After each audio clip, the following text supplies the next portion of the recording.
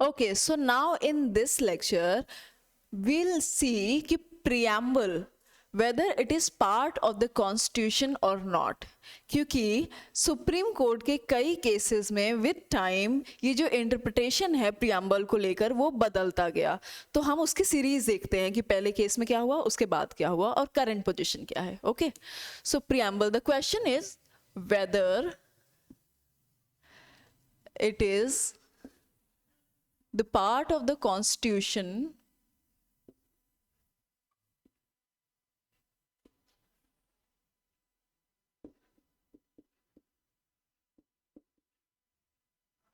or not.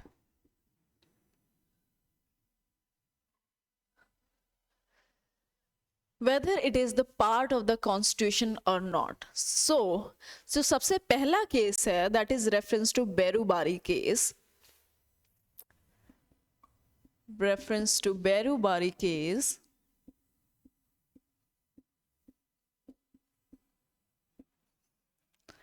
सबसे पहले तो ये केस आता है. 3 केस हैं जो प्रियम्बल को लेकर के, उसमें आप पूरे प्रियम्बल को समराइज कर सकते हैं कि प्रियम्बल की जो पोजीशन है in terms of constitution of India वो सिर्फ इन 3 केसेस से हो सकता है. पहला तो बेरुबारी केस है, फिर इसके बाद केशव नंद भारती केस,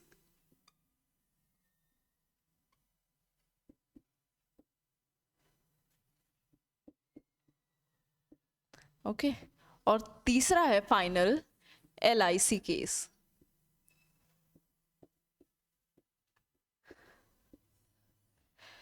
ठीक है, तो बेरुबारी केस में ये कहा गया था, जो इनिशियल इंटरप्रिटेशन था वो ये था कि क्योंकि preamble kind of introduction to Indian constitution और kind of reference to Indian constitution, जब हम कॉन्स्टिट्यूशन को समझना चाहते हैं तो हम इसके रेफरेंस लेते हैं, तो वहां तक के लिए ठीक है, इसका पर्पस सिर्फ उतना है, तो हम इसको संविधान का हिस्सा नहीं मानेंगे. ऐसा ऑनरेबल सुप्रीम कोर्ट ने बेरुबारी केस में कहा. That preamble is for reference,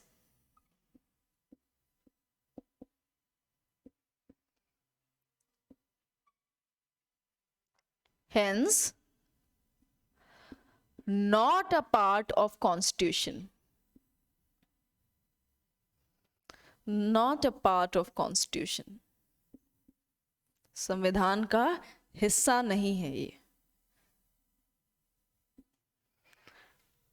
फिर केशव नंद भारती केस में विद टाइम अप्रोक्सीमेटली 15 से 20 साल हो चुके हैं विद टाइम, और इस दौरान जब भी कोई ऐसे केसेस होते हैं जो फंडामेंटल टेनेट्स ऑफ कॉन्स्टिट्यूशन के बारे में होते हैं, वहां पे हम प्रियम्बल को रेफर करते हैं कि प्रियम्बल क्या कहना चाहता है. बेसिकली ये समराइज्ड वर्जन है, ठीक है, ये बहुत ही कॉन्सेंट्रेटेड वर्जन ऑफ कॉन्स्टिट्यूशन हम कह सकते हैं. कॉन्स्टिट्यूशन को एकदम कॉन्सेंट्रेट करके इन 5-6 लाइन्स में जो लिखा हुआ है वो प्रियम्बल है.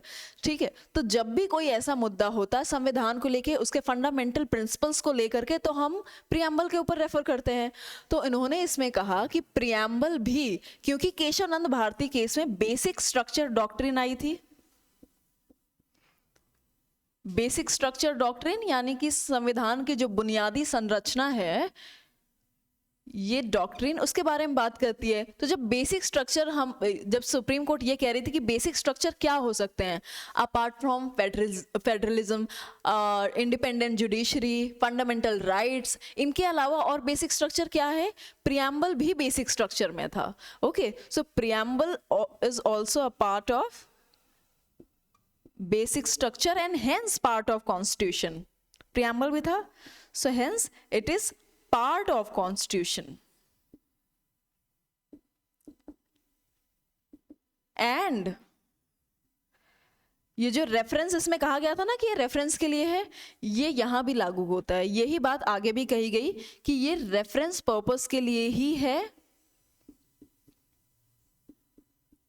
It has all the fundamental principles of the constitution. Okay, और नॉन जस्टिसिएबल है, मतलब प्रियम्बल में लिखी हुई बात को लेकर के आप कोर्ट नहीं जाएंगे, नॉन जस्टिसेबल.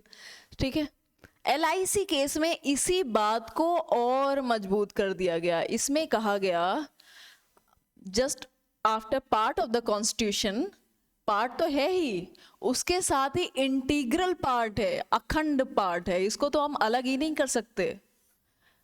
ठीक है, LIC केस में ये 1995 में ये बात हो गई। नॉन जस्टिसेबल ही रहेगा ये बेसिकली हम जब भी रेफरेंस पर्पस के लिए ही इस्तेमाल होगा। ये शुरुआत से यही धारा चली आ रही है प्रियम्बल को लेकर के, और आगे भी यही रहेगी। ये आपको सिर्फ इंट्रोड्यूस करता है, ये आपको एक मोरल टर्म्स देता है, ठीक है, एक पोजीशन बताता है देश को लेकर के, राइट।